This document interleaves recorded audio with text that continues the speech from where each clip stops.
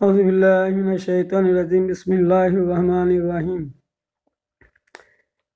عبد الله بن عمرو قال رسول الله صلى الله عليه وسلم وإن بني إسرائيل تفرقت على 72 ملة وتفترق أمتي على 73 ملة كلهم في النار إلا ملة واحدة قالوا من هي يا رسول الله صلى الله عليه وسلم عن عليه وأصحابه ما عن عليه وأصحابه।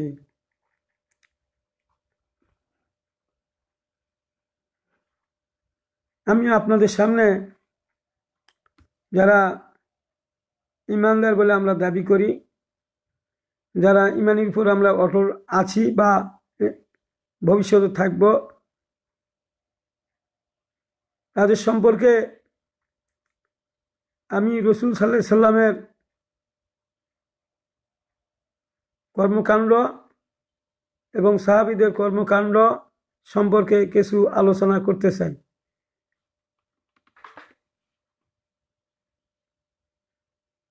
কারণ হলো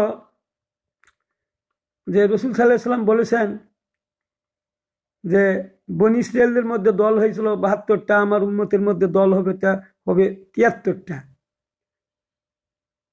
72টা দল যাবে জাহান্নামে, একটি দল যাবে জান্নাতে।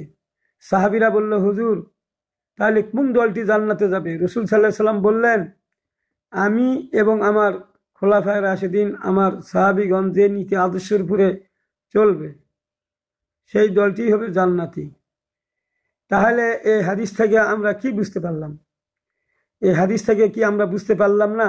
আলেম ওলামা সকলকে আমি প্রশ্ন করছি যে এখানে যে আল্লাহ নবী আবার বলছেন যে তোমরা দুটো জিনিসকে আঁকড়ে ধরে চলবে, তাহলে পথভ্রষ্ট হবে না। আল্লাহর কোরআন এবং আমার সুন্নাত, রসুলের সুন্নাতি কর্মকাণ্ড আমাদের কাছে হাদিস আকারে এসেছে। তাহলে আমরা কি রসুলের হাদিস খুঁজবো না? আল্লাহর কোরআন খুঁজে দেখবো না যে আল্লাহ আমাদেরকে কি কি নির্দেশিকা দিয়েছেন আর আমরা কোন নির্দেশিকা অনুযায়ী চলছি? এটা কি আমরা খুঁজে দেখবো না? অবশ্যই আমরা খুঁজে দেখব। তাহলে এখানে রসুল বললেন আমার উম্মতের মধ্যে দল হবে 73টা, যেমন বনী ইসরাইলদের মধ্যে দল হয়েছিল 72, আমার উম্মতের মধ্যে একটা দল বেশি হবে। একটি দল যদি জান্নাতে যায় তাহলে আলেম ওলামা কেন এই ব্যাপারে চিন্তা ভাবনা করেন না? কেন চিন্তা ভাবনা করেন না বলেন তো? এখানে কি চিন্তার এক নাই? চিন্তা ভাবনা করার জায়গা নেই যে একটা দল জান্নাতে যাবে, তার কাজ কি হবে সেটাও তো রসুল বলে দিলেন। আমি এবং আমার খোলাফায়ে রাশিদিন সাহাবেগণ যে নীতি আদর্শ করে চলবে, সেই নীতি অনুসরণ করে চলবে যারা, তারাই হবে জান্নাতি। এই দলের সঙ্গে যারা সহযোগিতা, সাহায্য, সহানুভূতি করবে, এরা সবাই জান্নাতে যাবে। এই দলটার মধ্যে যারা থাকবে, এই দলের মধ্যে। আর আপনাদের যখন প্রশ্ন করা হয় যে ভাই আপনি কি করেন, কোন দল করেন, আমি দল করি না, কোনো দল করি না, আমি নামাজ পড়ি, রোজা করি, আমি আমার মতো আমি চলি। অথচ সে মসজিদের খতিব, অথচ একজন বড় আলেম। আর আল্লাহ রসুল বলছে এতগুলা দলে বিভক্ত হয়ে যাবে, একটা দল যাবে জান্নাতে। ওয়ালতাকুম মিনকুম উম্মাতুন ইয়াদউনা ইলাল খায়রি ওয়া ইয়ামুরুনা বিল মারুফ ওয়া ইয়ানহাউনা আনিল মুনকার। যে এখানে বলা হচ্ছে তোমাদের মধ্যে একটা দল থাকবে, তাদের কাজ হচ্ছে কল্যাণের দিকে আহ্বান করবে, সৎ কাজের আদেশ দিবে, অন্যায় অনাচার কাজ বাধা দিবে। তাহলে আমি আপনাদের সামনে একটা জিনিস বোঝানোর চেষ্টা করব আজকে, যে যেহেতু রসুল বলছে যে আল্লাহ যা বলেন আমি তাই করি, নিজে থেকে কিছু করি না। আর সাহাবাগণ রসুল যা করছে তার বাহিরে একটা কেউ কাজ করে না, আর যে করেছে সে মুনাফিক হয়ে গেছে। অর্থাৎ রসুলের সময় যে সমস্ত সাহাবীরা রসুলকে দেখছেন, তার সঙ্গে বেড়াইছেন, এরা রসুল যা করছে তাই করছে, নিজের থেকে এরাও কিছু করেন নাই। তাহলে এখন আমি আপনাদের সামনে এই হাদিস দ্বারা বুঝাতে চাচ্ছি যে সাহাবীগণ রসুলের কর্মকাণ্ড করেছে কিনা, আর পরবর্তীতে আমরা সাহাবীগণ রসুলের আনুগত্য করেছে কিনা এবং সাহাবীদের আনুগত্য আমরা করছি কিনা, এই জিনিসটা নিয়ে আমি আলোচনা করতে চাই। রসুল সাল্লাল্লাহু আলাইহি সাল্লাম 10ম হিজরিতে ইন্তেকাল করলেন রবিউল আউয়াল মাসে। তো স্বাভাবিকভাবেই প্রশ্ন আসে যে রসুল সাল্লাল্লাহু আলাইহি সাল্লাম বলেছেন তোমরা 3টি কাজ তাড়াতাড়ি করবে।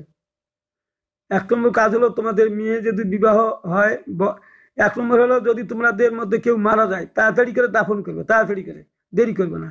আর মেয়ে যদি তোমার সাবালক হয়, যুবক হয়, তাড়াতাড়ি করে বিয়া দিবে, দেরি করবে না। আর একটা হলো যে বিধবা মহিলা অথবা এটা আমার স্মরণ আসতেছে না, তো দেখ এই দুটাই, বিধবা মহিলা যদি বিধবা হয়ে যায় তাকেও তাড়াতাড়ি করে বিবাহ দিতে হবে। আচ্ছা যাই হোক, এখন রসুল সাল্লাল্লাহু আলাইহি সাল্লাম মৃত্যু হয়ে গেল, তাকে যে আর মাটি দেওয়া হচ্ছে না, অথচ নিজেই রসুল বলছেন তাড়াতাড়ি কেউ মারা গেলে তাড়াতাড়ি মাটি দেন, কিন্তু তাকে আর কবর দেওয়া হচ্ছে না। কেন দেওয়া হচ্ছে না?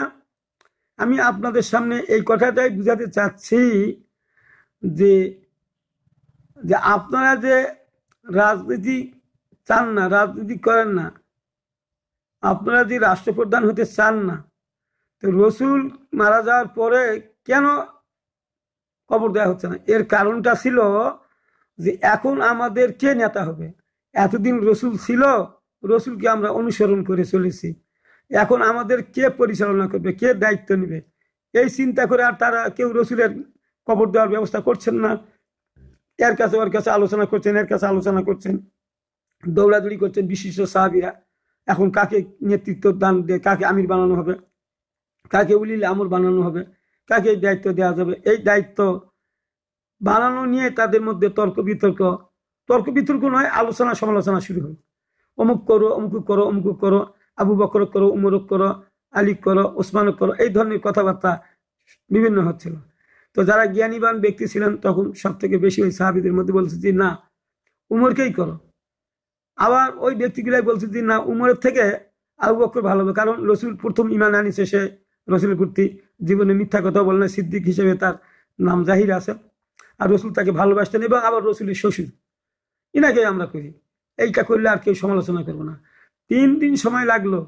তাদেরকে যখন আমির করার জন্য প্রস্তাব দিয়েছিল, তারা কিন্তু আমিরের তো নিচ্ছিল না, তারা পালাচ্ছিল, ভয়ে পালাচ্ছিল, একে পালাচ্ছিল। শেষে উমরের কাছে গেল, উমরও ভয়ে যায়, কোনো এক জায়গায় লুকায় আছে, যে উমরও এই দায়িত্ব নিতে চাচ্ছে না, এই কঠিন দায়িত্ব পালন করা সম্ভব নয়। তো তারা দায়িত্ব নিচ্ছে না, তারা পালে পেলে বেড়াচ্ছে, তারা বিভিন্ন জায়গায় এক করে বেড়াচ্ছে। তারপরেও তাদেরকে ধরে নিয়ে এসে শেষটায় আবু বকরকে ধরে নিয়ে এসে তাকে রাষ্ট্র ক্ষমতায় বসানো হলো। আমি এখানে আপনাদের সামনে কথাগুলো এইভাবে বলতে চাই যে আবু বকর, উমর এরা তো বলতে পারতেন যে আমরা তো আশারে মুবাশশারা, আমাদের তো রসুল দুনিয়া বলেই গেছেন আমরা জান্নাতি লোক, আমরা তো জান্নাত তো পাবো, এটা রসুল বলে গেছে, রসুল তার মিথ্যা বলেনি। তো ওরা তো ওই সাহাবীগণ তো বলতে পারতেন। তাহারা কি এই কথা বলেছিল যে আমরা আশারে মুবাশশারা জান্নাতের সার্টিফিকেট পাইছি, আর আমাদের এগুলা হুড়হাঙ্গামের মধ্যে যাব না, রাষ্ট্র ক্ষমতা চাই না, ওই মারামারি কিলাকিলি এগুলার মধ্যে আমরা যাব না, ফেতনার মধ্যে আমরা যাব না, আমরা তো ফেতনা মুক্ত হয়ে গেছি, আমরা তো জান্নাতের ঘোষণা আছে। এই কথা এখানে রেখে আমি আলেমদের সামনে একটু প্রশ্ন করতে চাই, তাহলে তারা জান্নাতের সার্টিফিকেট পাওয়ার পরেও তারা ঝুঁকিপূর্ণ দায়িত্ব তারা নিলেন, তারা রাষ্ট্র পরিচালনার দায়িত্ব নিলেন, কেন নিলেন? এটা এইভাবে আপনাদের বুঝতে হবে।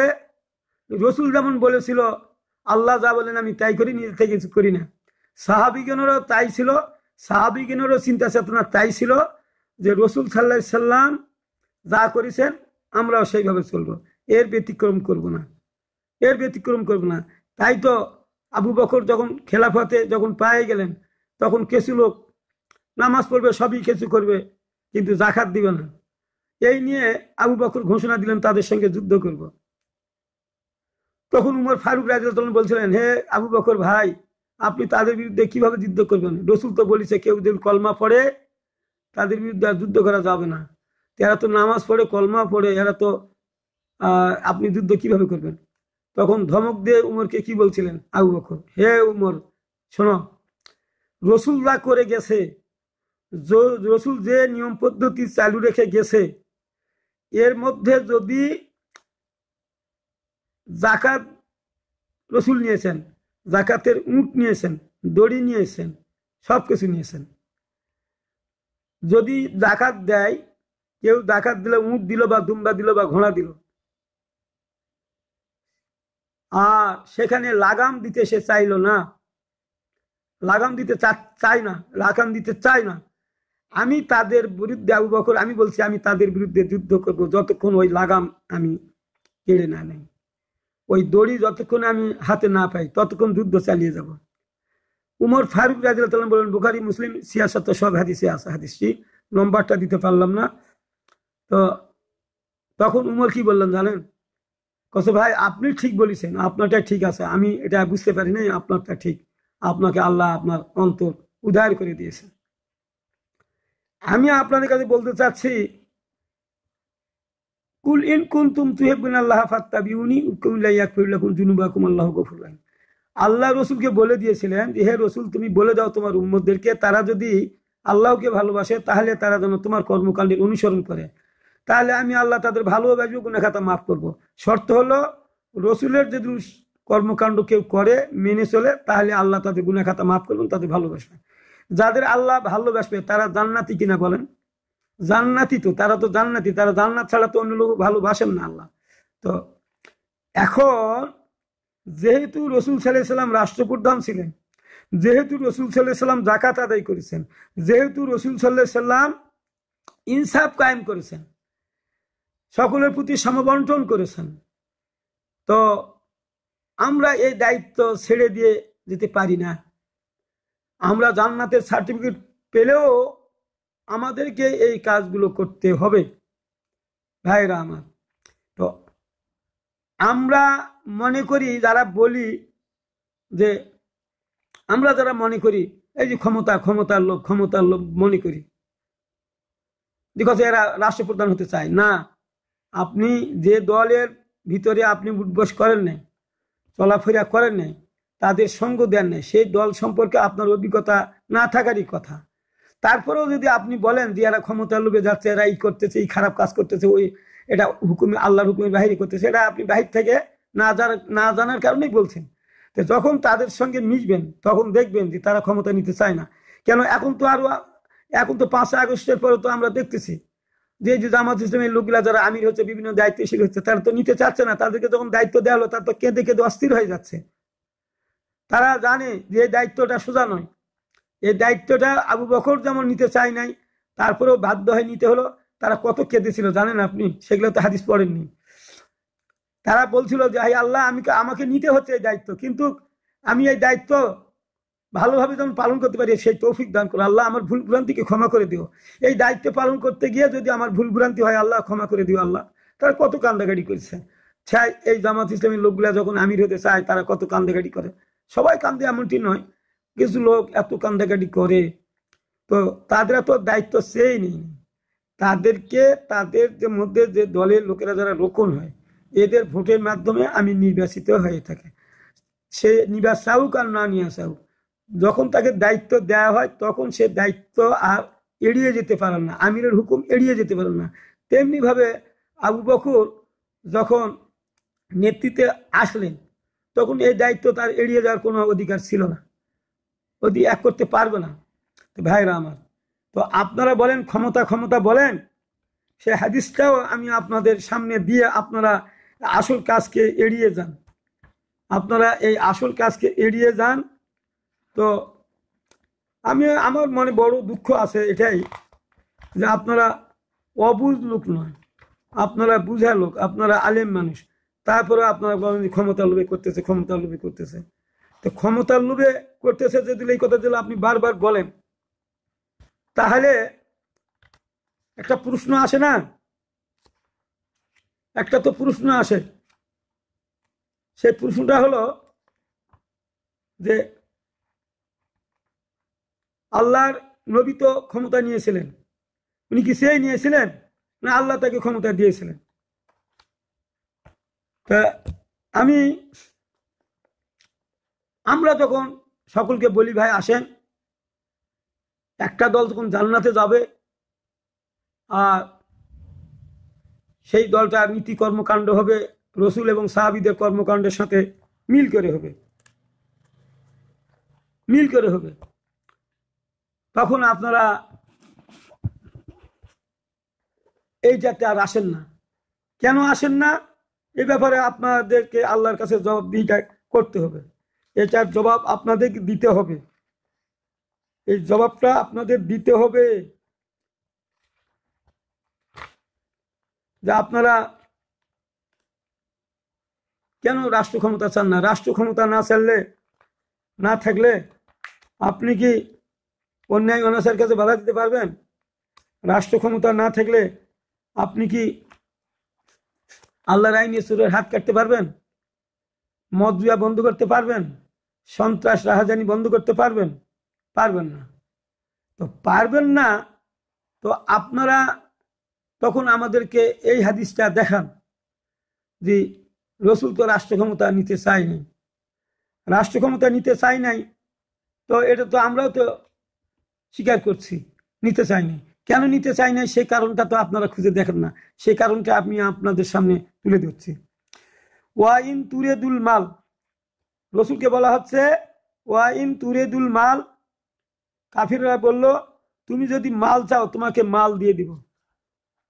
তুমি যদি ধন সম্পদ চাও, সোনা চাঁদি চাও, টাকা পয়সা চাও, আমরা তোমাকে সব দিয়ে দিব। রসুল রাজি হলেন না। মা লাকনা আলাইনা, তুমি যদি রাষ্ট্রনায়ক হতে চাও তোমাকে আমরা রাষ্ট্রনায়ক বানাবো। ওয়া ইন তুরে দুঃসারাবা, যদি তুমি সম্মান চাও সম্মানও তোমাকে দিয়ে দেওয়া হবে। আর সাওবাত নাকা আলাইনা, আমরা তোমাকে নেতা বানিয়ে দিব। হাত্তা লা নাকতা, তুমি সারা জীবন নেতা থাকবে, কেড়ে নিব না। এই হাদিসটা দিয়ে আপনারা বুঝাতে চান যে রসুল তো ক্ষমতা নেয়নি। আপনাদের এই যে গবেষণা করেন না, আর আল্লাহ নিজেই বলছে যারা আমার কোরআন নিয়ে গবেষণা করে, আমার রসুল সম্বন্ধে গবেষণা করে, তাদেরকে আমি বুঝার ক্ষমতা দিই, তাদের বুঝার ব্যবস্থা করে দিই। সব মানুষ বুঝতে পারে না, জ্ঞানী মানুষদের জন্যই কোরআন। আর অনেক জায়গায় বলা হয়েছে জ্ঞানীদের জন্যই কোরআন, এবং জ্ঞানীরাই এই সমস্ত কোরআনের আয়াতগুলো ব্যাখ্যা অর্থ করবে, সবাই পারবে না। আমি আপনাদের কাছে বলতে চাচ্ছি, তো এই হাদিসটা ধরে নিলাম রসুল ক্ষমতা নেন নাই, সেই জন্য আপনারা যাচ্ছেন না। এই তো কথা আপনার। আচ্ছা, মক্কাতে কয়জন লোক যখন ক্ষমতা দিতে চাইছিল, কয়জন লোক ছিল বলেন? এই তো 72 জন 73 জন তারা শপথ নিল, আকাবায় শপথ নিল। তো তারা তো সব গরিব শ্রেণীর মানুষ ছিল। তাদের অধিকাংশই গরিব মানুষ, দুর্বল মানুষ ছিল। ধরে নিলাম রসুল রাষ্ট্র ক্ষমতা নিয়ে নিল, আপনাদের কথা অনুযায়ী নিয়ে নিল, ওইখানে মক্কাতে নিয়ে নিল। তো বলেন তো, অর্থমন্ত্রী কে হবে? স্বরাষ্ট্রমন্ত্রী কে হবে? খাদ্যমন্ত্রী কে হবে? উপদেষ্টা কে হবে? এগুলা কে হবে বলেন? এগুলা তো ওরাই হবে, যারা তাকে রসুলকে রাষ্ট্র ক্ষমতায় যারা বসাতে চাচ্ছে, তারাই তো ওগুলা নেতৃত্ব দিবে। রসুল খালি কলা গাছের মতন ওখানে বসে থাকবে। তাহলে আল্লাহ যে দায়িত্ব রসুলকে দিয়ে দুনিয়ায় পাঠাইলেন, তাকে নবুয়তের দায়িত্ব দিলেন, সেই দায়িত্বটা কি পালন হবে? আপনাদের কাছে আমার প্রশ্ন, সেই দায়িত্বটা কি পালন হবে? আপনারা বলবেন যে না, এটা হবে না। তো হবে না, সেই দায়িত্ব রসুল নিবে কেন বলেন? সেই দায়িত্বটা নিবে কেন? এটা একটা দিক গেল যাক। আর আল্লাহ রসুল যেহেতু আল্লাহ ছাড়া নিজের থেকে কিছু করেন না, তো সেহেতু ওই ধরনের রাষ্ট্র ক্ষমতা নেওয়ার কোনো প্রশ্নই আসে না। সেখানে যুদ্ধ করারও অনুমতি দেওয়া হচ্ছে না। কত হিজরত করে তোমরা মদিনায় যাও। তাহলে সেইখানে আপনারা বলছেন যে রসুল ক্ষমতা নেই, এই জন্য আমরাও নেই না, রাষ্ট্র ক্ষমতা আমরা নেই না। তো আমি আপনাদের কাছে বলতে চাই, কোরআনটা কি একবারে নাজিল হয়েছে? আমরা কোরআনের মধ্যে তো লেখা আছে মাক্কি সূরা, মাদানী সূরা। মক্কাতে আল্লাহ এক অদ্বিতীয়, আল্লাহর কোনো শরীক নাই, এই তাহুদ সম্পর্কে বর্ণনা করা হয়েছে। রসুল আল্লাহর নবী এই হিসাবে তুলে ধরা হয়েছে, এবং পূর্ববর্তী রসুলের পূর্বে যে সমস্ত নবীদের পাঠিয়েছিলেন সেগুলা সম্পর্কেও তুলে ধরা হয়েছে। এইরকম শেষ নবীকেও এইভাবে পাঠানো হয়েছে। এবং শেষে বলা হয়েছে যে তোমরা যদি আল্লাহ নবীদের কথা কেউ না শোনো, নবীদের হুকুম হাকাম মেনে না চলো, তাহলে তোমাদের পরিণতি কি হবে? যেদিন সব মানুষ দুনিয়া থেকে মরে যাবে, বিদায় নিবে, সেই দিন পরবর্তী আল্লাহ দুনিয়া ধ্বংস করে দিবে। এরপরে কি করবেন? কিয়ামত হবে, মানুষের কর্মকাণ্ডের হিসাব নিকাশ হবে, বিচার ফাইসলা হবে। সেদিন তোমাদের ভালো কর্মের ভালো ফল, মন্দ কর্মের মন্দ ফল হবে, জান্নাত জাহান্নামের ঘোষণা আসবে। ভাইরা আমার, তাহলে এগুলো কথা মক্কায় আলোচনা হয়েছে। সেখানে যুদ্ধ জেহাদের কোনো আলোচনাও হয় নাই, রাষ্ট্র ক্ষমতার কোনো আলোচনাও হয় নাই। আর রসুলকে নিজে আল্লাহ তাআলা পরিচালনা করেন, বিধায় নিজের থেকে রসুল সাল্লাল্লাহু আলাইহি সাল্লাম কিছু করেন না। তাহলে সেইখানে রাষ্ট্র ক্ষমতা নিলে রসুল কিছুই করতে পারতেন না, বরং সন্ত্রাসী, রাহাজানি, হত্যা, মারামারি, ভূমুসুদ সব চালু হয়ে যেত। রসুল সাল্লাল্লাহু আলাইহি সাল্লামের হিজরতের উদ্দেশ্যই হলো যে আল্লাহ তাআলা তাকে মক্কায় 13 বছর রেখে বুঝাতে সক্ষম হলেন আল্লাহ, যে তোমার নিজের চিন্তাধারা এবং আমার চিন্তাধারা দুটোই এক জায়গায় করার পরেও তোমাদের জনবল না থাকার কারণে, জনগোষ্ঠী তোমার পক্ষে না থাকার কারণে, জামাতবদ্ধ জীবন না করার কারণে, এই কারণেই তুমি ওই অবস্থায় তুমি ক্ষমতা নিলে তুমি রাষ্ট্র পরিচালনা করতে পারবে না। আবার কোনো এক জায়গার জন্য আয়াতটা আছে, যেটা আমার স্মরণ হচ্ছে না, সেখানে বলা হয়েছে যখন তোমরা আল্লাহর অনুগত হয়ে যাবে, আল্লাহর প্রতি ভালোবাসা হয়ে যাবে, আল্লাহ তোমাদেরকে রাষ্ট্র দান করবেন, রাষ্ট্র ক্ষমতা দান করবেন। তো মক্কাতেও যখন রসুল সেই রকম অবস্থানে ছিল না, সেহেতু সেখানে রাষ্ট্র ক্ষমতা নেওয়ার প্রশ্নই আসে না।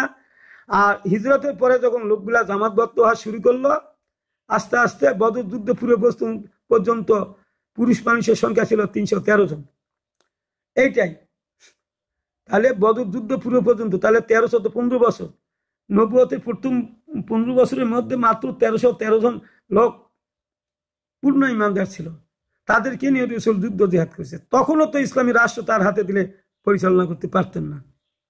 আল্লাহ ধীরে ধীরে আয়াত নাযিল করেন, কর্মে কর্মে আয়াত নাযিল করেন, আর একবার একটা করে ক্ষমতা হস্তান্তর করেন, শরীয়তের বিধানগুলো পাশ করেন। তারপরে পূর্ণাঙ্গভাবে 8ম হিজরির পরে তিনি পূর্ণভাবে ইসলামিক ক্ষমতা পাই গেলেন, পুরোপুরিভাবে ইসলামিক ক্ষমতা পাই গেলেন। 6ষ্ঠ হিজরিতেও 6ষ্ঠ বছরে বহু আইন পাশ হয়েছে, কিন্তু সেগুলা ওই আইন পাশ হয়েছে, কিন্তু কার্যকরী আইনের না মানলে শাস্তি হবে, এ ধরনের কথাও তখনও বলা হচ্ছিল না। 7ম হিজরিতেও অনেক আইন পাশ হয়ে গেল, এবং 8ম হিজরিতে যাই বিজয় ঘোষণা করা হলো। কেন? 7ম হিজরিতে ইসলামী রাষ্ট্র কাঠামো একটা পূর্ণাঙ্গভাবে তৈরি হয়ে গেছে, বিচার ব্যবস্থা থেকে সবগুলো বিচার ব্যবস্থায় কাঠামো তৈরি হয়েছে সূরা মায়দার আয়াত দিয়ে।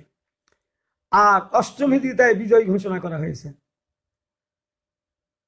আর এইখানে আমিও আপনাদের সামনে এই কথা বোঝাতে চেষ্টা করতেছি যে 7ম হিজরিতে সূরা মায়দার আয়াতগুলো দিয়ে কেসাস, চোরের হাত কাটা, জেনা বিবেচার, বনী ইসরাইলের আয়াত একটা দিয়ে জেনা করার নৈকট্যই লাভ, নিকটেই যাবে না।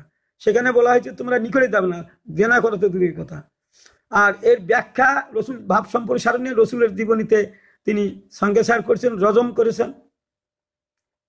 এই আইনগুলো পাশ হয়েছে 7ম হিজরিতে। আর 8ম হিজরিতে বিজয় বেশে মক্কা বিজয় করে বিজয়ী হয়ে গেলেন, ইসলামকে বিজয়ী ঘোষণা করলেন।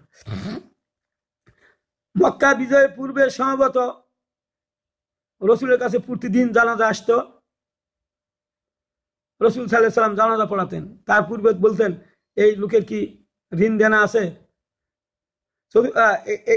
এটা কিন্তু আগের হাদিস না, এটা হলো 4র্থ হিজরির মুহররম মাসে ফারাজি আইন পাশ হয়ে যায়। আর এটা পরে বিদায় যাচ্ছে পরে। তো সেইখানে ঋণ আছে কিনা, বলে মৃত্যু ব্যক্তির ঋণ আছে, তাহলে পরিশোধ করার মতো তার ধন আছে, সম্পদ আছে কিনা, বলে আছে, জানাজা পড়াই দিয়েছেন। তারপর আবার জানাজা নিয়ে আসা হলো, আবার বলেন এই ব্যক্তির কি, এই ব্যক্তির ঋণ আছে কিন্তু পরিশোধ করার ব্যবস্থা আছে, ঋণ নামাজ পড়াই দিলেন। আবার আসলো এই ব্যক্তির কি, ঋণ আছে পরিশোধ করার কিছুই নাই, বলে না।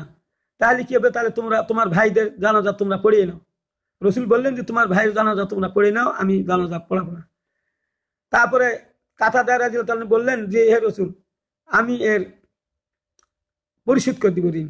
রসুল জানাজা পড়ালেন এবং বললেন যে তুমি এটা তাড়াতাড়ি পরিশোধ করবে।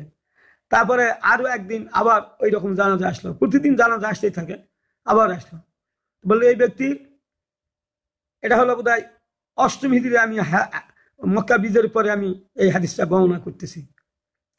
ওই হাদিসে বলা হচ্ছে জানাজা নিয়ে আসলো, জানাজা শুনলেন ঋণ আছে, বললেন নাই, জানাজা পড়ালেন। আরেক ব্যক্তি আসলো, ঋণ আছে, আছে, পরিশোধ করার মতো ব্যবস্থা আছে। তখন রসুল আর ওই দিকে না দিয়ে তিনি বললেন, না গিয়ে এইভাবে জবটা দিলেন যে এই ব্যক্তির যদি কোনো সম্পদ না থাকে, এর ঋণ আমার দায়িত্ব, আমি পরিশোধ করব, এই রাষ্ট্র খাত থেকে এক করব, আমার রাষ্ট্রের খাত থেকে, অর্থ থেকে আমি এই ঋণ পরিশোধ করবো, এটা আমার দায়িত্ব। আর ওই ব্যক্তির যদি কোনো সম্পদ থাকে তাহলে তার ছেলে মেয়েরা বা অন্যরা পাবে। আর এখন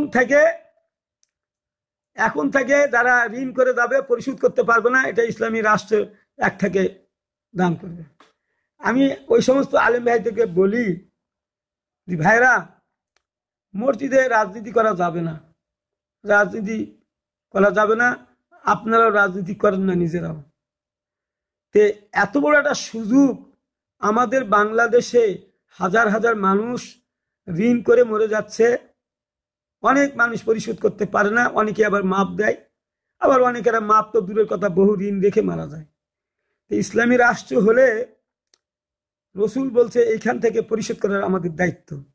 তাহলে এইরকম একটা রাষ্ট্র পাইলে, তাহলে এইরকম একটা সুযোগ পাইলে গরিব মানুষগুলা যে ঋণ করে, সে ঋণগুলা রাষ্ট্র থেকে পরিশোধ করবে। এখন আপনাদের প্রশ্ন আসতে পারে যে ধনী ব্যক্তিরাও তো এখন লোনে জোর দিত না, ওগুলার তখন হিসাব হবে, ওগুলার একটা এক হবে। গরিব শ্রেণী মানুষ আপনারা সবাই বুঝতে পারবেন, সমাজে গিয়ে বললে কারা কারা গরিব, তাদের সরকারের হাতে সেই হিসাব থাকবে, কি কারণে তারা ঋণ করেছে, এইভাবে এটা বন্টিত হবে। তারপরে আমি একটা কথা বলি, ইসলামী রাষ্ট্র হয়ে গেলে মানুষ এত ধন সম্পদের আশা ভরসা করবে না। ওই সুখ দেখে, এত কথা ভালো দেখে মানুষেরা দান খয়রাতি করবে, মানুষেরা ঋণের আর অত বড় বড় বাড়ি করবে, এরকম চিন্তা চেতনা থাকবে না রে ভাই। রসুলের সমাজ হয় নাই, যখন এক হয়ে গেল তখন মানুষ আর ওই ধনের দিকে আর দৌড়ায় না, মানুষ খালি দান খয়রাত করে। এমন হাদিসে আসছে না, দানের টাকা নিয়ে, জাকাতের টাকা নিয়ে যখন ওই ব্যক্তিকে বলবে যে ভাই তুমি আমার এই জাকাতটা নেও, উনি বলবে ভাই আমি তো জাকাত খাইতাম, গতকালকে খাইতাম, আজ রাতের মধ্যে আল্লাহ আমাকে ধনী করে দিছে, আমি তো আজকে আর সিদ্ধান্ত নিছি আমি আর জাকাতের টাকা নিব না। ওই লোক ফির ঘুরে আরেকজন বলে, ওই অনেক লোক বলে যে ভাই আমি তো কয়েকদিন আগে তো জাকাতের টাকা নিয়েছি ঠিকই, কিন্তু এখন আল্লাহ আমার অবস্থা ভালো করেছে, আমি আর জাকাতের টাকা নিতে চাচ্ছি না। এইরকম করে ঘুরে বেড়াবে। তো ইসলামী রাষ্ট্র হওয়ার পরে এই ঘটনাটা ঘটেছিল মদিনাতে।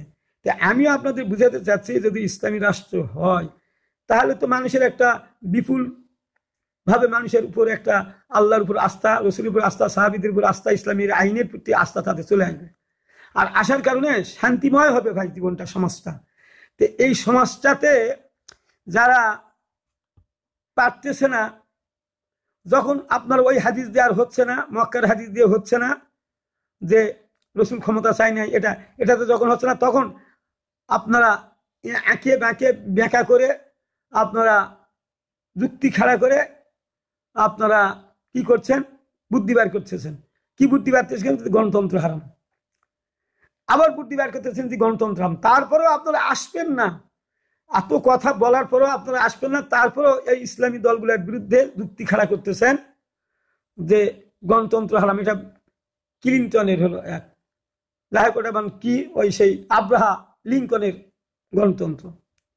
আমি আপনাদের বলি, আপনারা বুঝেন না এমনটি নয়।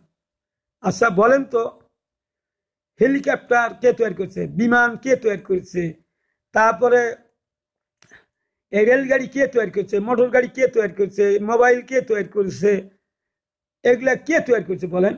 সবই তো বিধর্মীরাই করছে, দুই একটা বাদে সবগুলাই তো ওরাই করেছে। মুসলমানরা তো সামান্য কিছু করছে, করে নাই এমনটি নয়। তো এগুলা তো আমরা সব ব্যবহারের কাজে লাগাচ্ছি। তো এগুলা কি বেদাত না? আমরা তো ইসলামের জন্যই লাগাচ্ছি। মাইক আপনি সবের জন্যই তো মাইক টাঙ্গাচ্ছেন, তো সবের জন্য ওটা বেদাত না? মাইক দিয়ে কথা বলবেন কেন? আবার হাদিসটা আছে, এই হাদিসটাও মাঝে মাঝে দেখি আপনারা কাজে লাগান। হাদিসটা আছে, রসুল বলছে যে তোমরা মসজিদ থেকে কোনো মৃত্যুর সংবাদ মানুষদেরকে বলবে না, এখানে বলবে না, বাইরে গিয়ে বলবে। কেন বলবে? যে এখানে বললে তারা হুতাশ হয়ে পড়বে, এক হয়ে পড়বে। তোমরা মসজিদে ওই ধরনের বিপজ্জনক খবর এগুলা এখান থেকে প্রচার করো না, ওগুলো বাইরে গিয়ে প্রচার করো। এখন আপনারা নিয়ে আসছেন যে এখন মাইক দিয়ে যেহেতু প্রচার করে মানুষ, সেই জন্য মাইক ব্যবহার করতে পারে। আমি ওটার সাথে একমত, কিন্তু আমার প্রশ্ন হলো, এখন প্রশ্ন হলো, তো এটা তো আমরা তো মৃত্যুর তো খবর দিচ্ছি না, দিচ্ছি তো খবর। এখন এটা করলে কতদূর বেদাতের কত বড় গুনাহ হবে। আর আমরা সবের নিয়তে মাইক ব্যবহার করছি, সবের নিয়তে আমরা মাইক্রোফোন ব্যবহার করছি, মোবাইল ব্যবহার করছি, রেলগাড়ি মোটর গাড়ি চড়ছি, হজে যাচ্ছি, সব করার জন্য হজে যাচ্ছি। তাহলে তাদের তৈরি জিনিস ব্যবহার করে আমরা হজে যাচ্ছি। তা আপনি তো তাদের জিনিস সবের আশায় যাচ্ছেন। এখন অনেকে জবাব দেন যে সবের নিয়তে না হলে ওগুলো ব্যবহার করা যাবে। আমরা হজে যাচ্ছি, একে যাচ্ছি, আমরা মোবাইলে কথা বলতেছি, 1 মিনিটের কথা সঙ্গে সঙ্গে আদান প্রদান করছি। আমি কোনো সভা বাড়িতে যাবো, সবার যাবো, আমি এখান থেকে বলতে চাই কিছুক্ষণ পর যাচ্ছি, এটা সবের নিয়তে না। তো এইটা দিয়ে বেদাত হলো না, এইটা বেদাত দিয়ে আপনারা এক করতেছেন। তো এই কারণেই যে 72 দল 73 দল হবে, এই দল হবে, এই কারণে এটাকে আমি মনে করি যে এই কারণেই হবে। কারণ আমরা বুঝে শুধু আমরা ফেরকা সৃষ্টি করব, ফেতনা সৃষ্টি করব, করে আমরা একটা, যাতে করে দেশে আল্লাহর আইন কায়েম না হয় এই চেষ্টা করবেন আপনারা। তো আমি আজকে এই ভিডিওটা এখানেই শেষ করলাম। তারপরে আপনারা আমার ভিডিওগুলা সাবস্ক্রাইব করে দিবেন, শেয়ার করে দিবেন, কমেন্ট করবেন। ভাইরা এগুলা করবেন, আপনাদের সবের জন্য আপনারা করবেন। আমি সবের জন্য আমি আপনাদের সামনে কথা বলতেছি। আপনারা এই কথাগুলো যদি ছেড়ে দেন তাহলে আপনারা এর সব পাবেন। এই জন্য কি কার্পণ্য না করে আপনারা দিবেন ভাই, আমার অনুরোধ রইল।